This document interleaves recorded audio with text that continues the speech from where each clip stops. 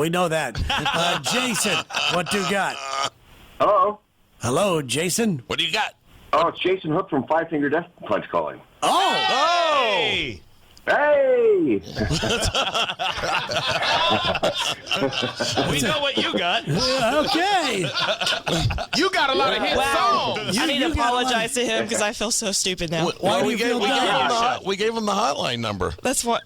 Yeah, that's why I thought that was did I weird. call the wrong line? That's Well, all no, right. You're here now. We don't care. It probably be push you through to our request line why we don't know, but hey, you here now, baby. Oh, You're okay. here now. Sorry about that, Jason. I was wondering why he was All laughing good, at all me. good. I'm in Madrid, Spain. Oh, good for you, man. Why? Yeah. Why? Well, I'm working, man. We're on tour. I know, man. You guys are like huge over there, aren't you? Well, yes. Yeah. Or as they say in New York, huge. Yes. Yeah. Yeah, we've been coming here for a long time, and you get used to a certain audience in the States, and then you come over here for the first time, you're like, what happened? But you got to remember that every territory has to be built up on its own. So we've been putting the time in, and now we're headliners over here too. So here we are. That's awesome. Sweet. Well, you guys have worked your ass off, and you are deservedly at the top of the game, and I love that. But I want to hear about this movie you're doing. Brian at Rockstar told me about it, and It's called Hired Gun. it's a hired gun, and it's a story that intrigues me. So walk us through how this came about, man, because I like it. Well, it's a rock doc, if you will. I've always had a great lust for documentaries, music documentaries specifically. And I remember thinking this would be a great side project for me. This started about 4 years ago. I was on tour with our director, Fran Strine. We were sitting around in the back of a tour bus. We're thinking about, if we were to take a swing at trying to make a documentary, what would we choose as a topic? And the hired gun thing came up because we both know so many musicians that are, on tour with other artists that we figured we would immediately have access to great content. I'm always blown away by that where you see guys on tour that aren't necessarily in the band the whole time. So is that what this whole thing's about, or? Well, it's yes and no. There is a lot of that in it. So we kind of split it up between guys that you don't really know and you get to meet, and then there's the guys that we know quite well, like let's say Rudy Sarzo or John Five, that kind of thing. Mm-hmm. And everybody has one holy cow story. We talked to 55 people, collected 300 interviews, or 300 hours of interview, and what we found was that everyone told one jaw-dropping story. So we figured, let's just cut everyone's jaw-dropping story together and have one jaw-dropping story movie. Now, you've been obviously Five Finger Death Punch and everything else in the business for quite a while, and so you've probably heard pretty much every story. What was the one that just hit you right in the face and went, oh, dude, I never even heard anything like that?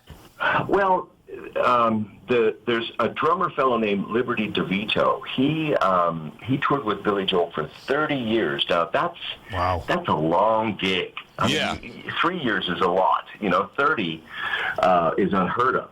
So basically, we got to follow his story all the way from when he was with Billy before there was even a record deal, all the way through to major success, Billy's attitude change, and basically Billy kind of turned into,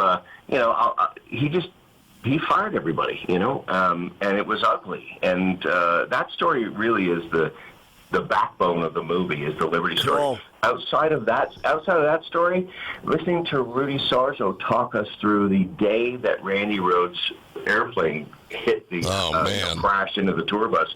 I mean, that that's a pretty, I don't know if I can recall ever hearing it in that detail. So that certainly is chilling. And then I kind of make up the other skeleton story of the movie, where you get to follow me all the way down from Canada, going through all my hired gun gigs, and then eventually deciding to get out of that field and taking a swing at trying to be an artist, which is where I am now. So you played with Alice, right? Yeah, 3 years. One of the nicest individuals, and Alice really has been so supportive and so helpful with this film. He was one of the first celebrity interviews that we got. And because of my relationship with him. So God bless you, Alice. You're amazing. Yeah, I mean, the guy's a total legend. I haven't heard a bad word said about the guy, but, you look at his album covers and his persona, and you look like you'd be scared to even talk to him. Man, I'm with you on the rock documentary stuff, though. I end up watching a lot of these things. I just watched one on Joe Strummer the other night. And then cool. I got into this one of Tom Petty, and it's like, oh, my God, this thing's 4 hours long. And I watched every second of it. Yeah. I mean, they sucked you in. You remember the Behind the Music series? Yeah. Oh, yeah. Show. I mean, I remember watching the very first one I saw was the Lynyrd Skynyrd one where they talked about the plane crash. Ugh. And I just found myself like, I couldn't wait for another episode to be released. I didn't care if it was about salt and pepper or whatever. I just want to know. I want to look behind the curtain and find out what really was happening. Yeah, I mean, we learned a lot of dirt from those, man. But the one that really, it kind of depressed me but opened my eyes at the same time, I just saw it like 5 years ago, was the F word. Have you seen that? No. Which basically is... Now that Pennywise and Art from Everclear, and there's a few other bands in it, they're parents now. And the bands have seen their zenith, but they're still out there touring. And, they got like kids growing up and going to school and stuff like that. And okay. And they kind of followed their relationships kind of falling apart a little bit, and some of them, and it was just kind of depressing, but kind of real at the same time that these guys are real people that are getting older, but and they can't leave their bands. It was really interesting. It was like the mafia. Well, I'll have to look it up. The F word. That's one thing that I noticed is that these guys, if you're lucky enough to have success in the record industry, you're pretty much committing to a lifelong journey because all these guys like Whitesnake, Anthrax, I mean, they're all playing. They won't stop. Van Halen, Right. I mean, who would have thought that Van Halen would get back together with David Lee Roth? Yeah, no kidding. It's just the way, and it's just the way it is. Journey, like. Those guys are still out there playing those songs. Yeah. The Rock and Roll Hall of Fame thing with them was interesting. Just watching the 3 different phases of the band, accepting awards and playing together. It was you don't know whose relationship is cool and whose isn't. They're like putting on a facade. I know, and I think the people that win at this game are the people that they save face in front of the public. In other words, you never want to expose your dirty side. I think that the public has a fantasy of what they want it to be, and the smart ones keep that fantasy alive. Kiss is very good at that, for example. Yeah, for sure. No, it's really. Where can people see this Hired Gun? Oh yeah, let's talk about that. Yeah, let's do it. Okay. Now that we're all intrigued and everything. Yeah. Well, we have a one-night-only nationwide theatrical release. It's happening June 29th, so we're counting down. This is the kind of movie where you really have to see it in theaters because it's a rock doc. So we mixed it like a concert. There's a lot of jamming. There's some solo stuff where guys are just playing their drum solo. I mean, you'll never see that in a film, and you certainly need to see that in a theater at high volume.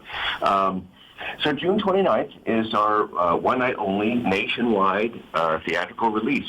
That sounds awesome. We'll have everybody check because we're on in a bunch of different cities. So everybody check a theater near you and find out how you can see this because it sounds awesome.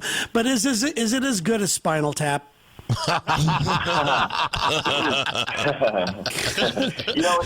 It's funny because Spinal Tap, I can't watch that film anymore because it's too close to home. Yeah. Do you have your own haberdashery? Yeah, no, exactly. Like it's not funny anymore when it becomes real. Yeah. Awesome. Well, man, congrats on all your success, and the tour's going great. And everybody loves Five Finger Death Punch, and then all the other stuff you have going on. It sounds like you're hitting it in all cylinders, man. Congratulations.